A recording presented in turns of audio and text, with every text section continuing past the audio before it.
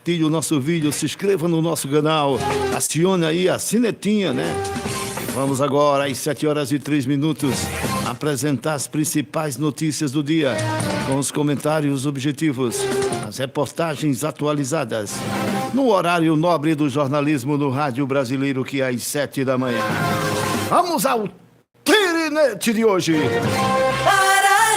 Araripina Urgente, você sabendo de tudo, com Roberto Gonçalves. E a imprensa brasileira tá caindo na real. Ontem até a Globo meteu o pau no governo Lula, que quebrou os Correios em apenas 2 anos.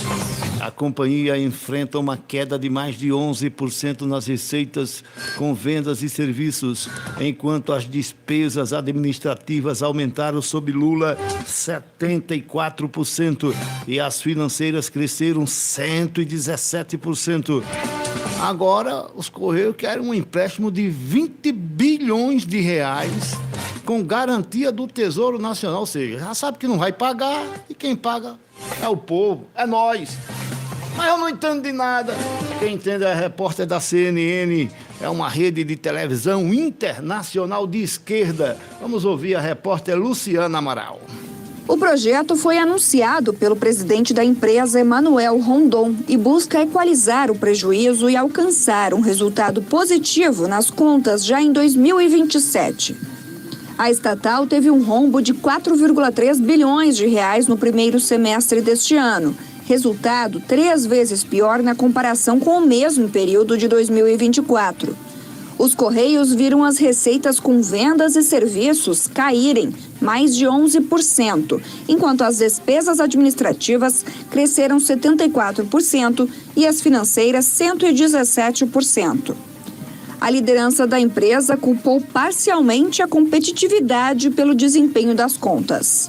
É que a nossa empresa não se adaptou de forma ágil a uma nova realidade e essa falta de adaptação fez com que a gente sofresse em termos de resultado, em termos de geração de caixa, em termos da operação em si. A reestruturação será dividida em 3 eixos: corte de despesas, diversificação de receitas e recuperação da saúde financeira dos Correios. Para reduzir gastos, será realizado um programa de demissões voluntárias e renegociação de contratos com fornecedores. No segundo eixo estão estudos para novos modelos de negócios e vendas de imóveis. E a terceira parte engloba um empréstimo de 20 bilhões de reais com garantia do Tesouro Nacional, dividido entre 2025 e 2026. O crédito está sendo negociado com um pool de bancos privados e públicos. Rondon defendeu a garantia da União aos Correios. A garantia da União traz a vantagem da gente ter uma operação com custo menor, em prazo mais adequado, para a gente ter um desenho de operação que permita o reequilíbrio da empresa no médio e longo prazo. Especialistas contestam o modelo de gestão da estatal há anos, não só pelo custo fiscal, mas pela sustentabilidade da companhia ao longo do tempo. A oposição vê a medida com maus olhos e quer convocar o ministro da Fazenda, Fernando Haddad, para prestar esclarecimentos sobre a operação de crédito. Além do empréstimo, os congressistas também desejam criar uma subcomissão especial para investigar a gestão contábil e patrimonial dos Correios. Às 7h06, 7h06, opinião sobre essa quebradeira nas estatais brasileiras, principalmente nos Correios, que estavam dando lucro aí de 2017 a 2022, e quando o Papai Lula entrou, o rombo também chegou. Vamos ouvir a análise deles, eles são de esquerda, jornalista de esquerda, né? O William Vac, Daniel Weitner, e depois a economista Helena Landau, que fez o L. Ela fez o L mesmo, né? Durante a campanha, ela fez o L e colocou nas redes sociais. Então, eles sabem melhor do que eu, eles são de esquerda, eles sabem o que está acontecendo no país. Primeiro, vamos ouvir WW, o William Vac, né? Daniel Weitner e depois a Helena Landau. Há um problema de gestão gravíssimo, né? E que a gente vê na própria discussão sobre Correios, porque você triplicar prejuízo dessa forma, em tão curto espaço de tempo, e tendo aumento de custos, inclusive de pessoal, é claramente um problema de gestão. E problema de gestão que vem de várias origens. Primeiro, essa pouca discussão da eficiência do uso do recurso público, né? Se estão fazendo da melhor maneira possível a prestação de serviço com o menor custo possível. Isso é uma discussão. 2, o uso político das estatais, que é muito presente no governo Lula e já foi presente no governo Dilma, que é a indicação de cargos de administração pública ou cargos da administração das estatais para colegas políticos ou para aumentar salário de ministro ou para ganhar apoio no Congresso Nacional. A gente teve 2 anos de suspensão das leis das estatais, que deu a oportunidade de preencher esses cargos. São mais de 300 cargos comissionados que foram criados nesse governo. Então, você tem uma coisa um pouco... eu acho que tem pouco caso com dinheiro público, no fundo, né? Que você ver um descalabro das estatais e tem a própria ministra do Planejamento dizendo que isso não é rombo, que isso é investimento, que no futuro será recuperado. O que a gente está vendo nos Correios é o oposto. A gente está vendo um crescimento enorme do rombo, assim, meio descontrolado, eu poderia dizer, e, ao mesmo tempo, uma deterioração da qualidade do serviço, né? A falta de competitividade, a falta da qualidade. Então, assim, não tem muita explicação além da má gestão, além da questão ideológica. É uma questão de gestão. Se você olhar os dados do Daniel, por exemplo, quando você entra em 2016, parece que o déficit é pequeno, porque no entanto, Petrobras e Eletrobras. Petrobras e Eletrobras saem do governo Dilma com uma alavancagem de 8 vezes. De 8 vezes. As empresas estavam literalmente falidas, se não fosse a ideia da garantia do Tesouro Nacional. A garantia do Tesouro Nacional, como eu disse, quem é que vai emprestar o dinheiro, 20 bilhões aos Correios, que está dando prejuízo de 4 bilhões em um trimestre? Quem é que vai emprestar 20 bilhões? Só se tiver a garantia. A garantia é só Joe. Joe, quem é o Joe? Tesouro Nacional, nós, pagadores de impostos.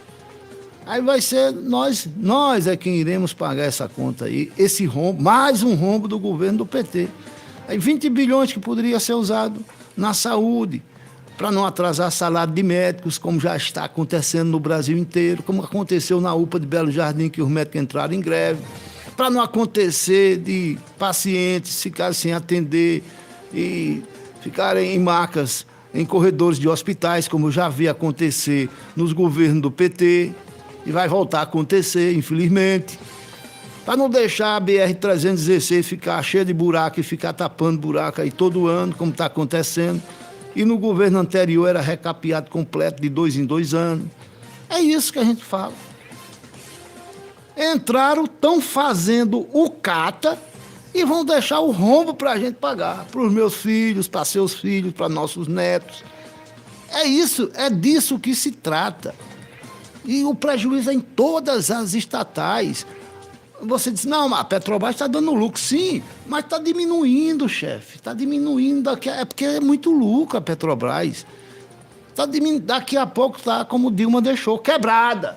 A Petrobras ficou quebrada, a empresa mais endividada do mundo quando o PT deixou o poder em 2016.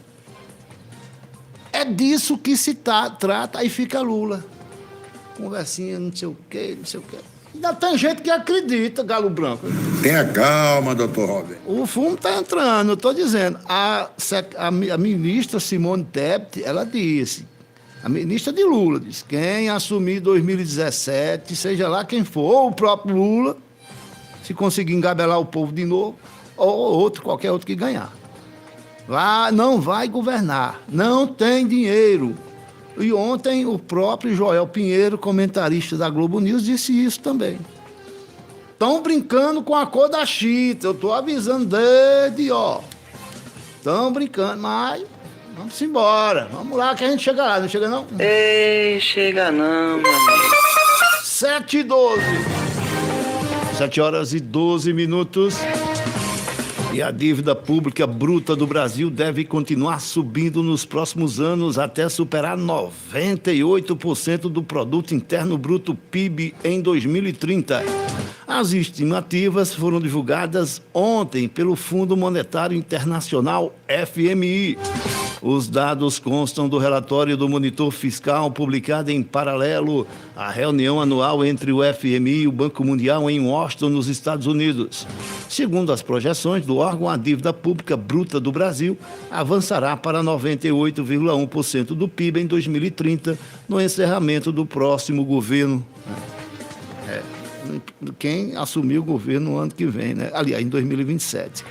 E aí eu me lembro que durante aquela pandemia miserável, rapaz, final do governo, Jair Bolsonaro, esse pessoal aí da CNN, não cita o nome não, é do governo em que os Correios davam lucro, eles não dizem não, né? Mas eu digo, né?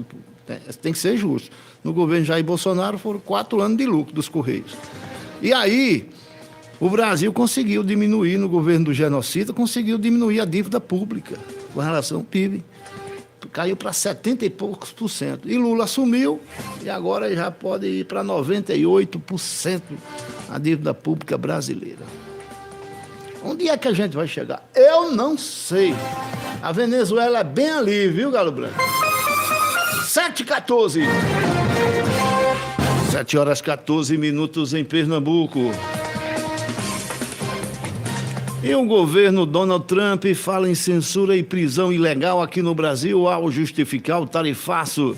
O representante comercial e o secretário do Tesouro dos Estados Unidos criticaram o judiciário brasileiro e falaram sobre preocupações extremas. A reportagem com Robson Moreno. O representante comercial dos Estados Unidos, Jamieson Graham, disse que 40% do tarifaço aplicado a produtos brasileiros estão relacionados a preocupações extremas com o Estado de Direito, a censura e os direitos humanos no Brasil. A taxa de 50% sobre itens importados do Brasil começou a valer em agosto de 2025. Segundo Graham, 10% referem-se à tarifa recíproca, que todo mundo tem, utilizada para controlar o déficit comercial global. Ao explicar os 40% restantes, Graham afirmou, sem citar nomes, que um juiz brasileiro tomou para si responsabilidades de ordenar que empresas dos Estados Unidos se autocensurem, dando-lhe ordens secretas para gerenciar o fluxo de informações e a situação do Estado de Direito em relação a oponentes políticos no Brasil, emendou ele. Assista ao vídeo acessando o blog do Roberto. A declaração de Graham foi dada durante uma coletiva de imprensa sobre as relações comerciais dos Estados Unidos com a China, junto ao secretário do Tesouro dos Estados Unidos, Scott Bessent, nesta quarta-feira, dia 15. Bessent interrompeu a fala de Graham e declarou que houve detenção ilegal de cidadãos americanos que estavam no Brasil. As manifestações ocorrem um dia antes da reunião entre Brasil e Estados Unidos para negociações sobre o tarifaço. O encontro entre o chanceler Mauro Vieira e o secretário de Estado dos Estados Unidos, Marco Rubio, será hoje, quinta-feira, dia 16, como confirmou o presidente Luiz Inácio Lula da Silva, do PT. E essa notícia tem o oferecimento especial de Prime Ópticas. Lembramos que hoje, quinta, tem atendimento oftalmológico na Prime. Estamos na rua José Barreto Souza Sombra, no centro da cidade. Obrigado, Robson Moreno. O Robson, daqui a pouco o futebol com o Edu Brito. Obrigado, Robson. Hoje, então, tem esse encontro entre o chanceler brasileiro Mauro Vieira e o secretário de Estado, o Rubio, né? Marco Rubio. Tomara que consiga, pelo menos, tirar essa taxa e desafogar o empresariado brasileiro, né, que já está com a corda no pescoço com tanto imposto aqui no nosso país. Não é brincadeira, não. O negócio é sério. E os homens nas estatais vai ter que aumentar mais imposto. Tem que aumentar mais imposto. Eu quero saber quando é que começar a quebrar os empresários, que já tem muitos quebrados aí, né? Comerciantes, empresários. Como é que vai ser para sustentar o Estado e esses rombos aí feitos no governo Lula? Porque até agora ainda estão aumentando imposto ainda, estão aumentando, estão segurando. Mas quando quebrar os empresários, como é que vai fazer para sustentar isso aí? Porque o governo não gera dinheiro, não gera riqueza, não produz. O governo só vem a nós, e aí para devolver em serviços, né? Por exemplo, e também em obras, não está conseguindo devolver porque o dinheiro some. Aí, não sei não, como é que vai ser? É o mesmo, aí, sei lá, rapaz. No juiz, né? Mas tem gente que não liga, tem gente que acha que tá certo, tá tudo beleza, então vamos pra frente. Deixa o pau cair a folha aí. 7h17. Vamos falar de futebol agora, que aí não aperreia muito o juiz, não. Futebol! É hora de futebol britânico!